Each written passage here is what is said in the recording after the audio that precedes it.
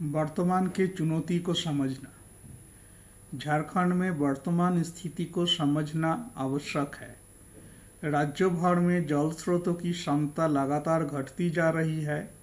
वार्षिक सिल्टेशन के कारण तालाबों और टैंकों की भंडारण क्षमता हर वर्ष 1 से 3% कम हो जाती है, जिससे लगभग 1/3 छोटे जल संरचनाएं आंशिक रूप से निष्क्रिय हो जाती है।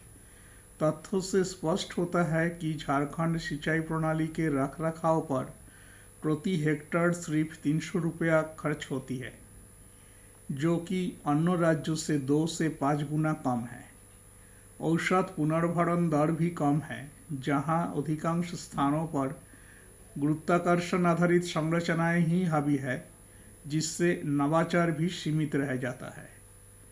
कृषि यंत्रीकरण राज्यों में 37% के आसपास है, जो राष्ट्रीय औसत का आधा है।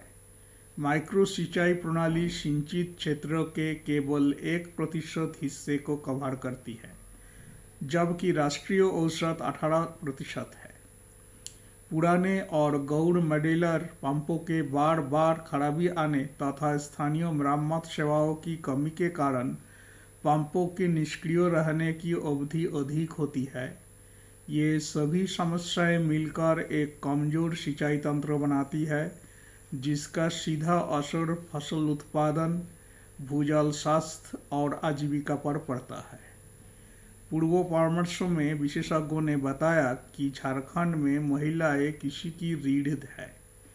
वे बुनाई, निराई, सिंचाई, कटाई और भंडारण करती है, लेकिन जल वितरण, पंप संचालन, संपत्ति मरम्मत और फसल योजना से जुड़े निर्णयों में भागीदारी बहुत कम रहती है। ग्रामीण इलाकों में बढ़ते शहरीकरण और पुरुषों को बेहतर रोजगार की तलाश में पलायन से खेती की जिम्मेदारी लगभग पूरी तरह महिलाओं पर आ जाती है।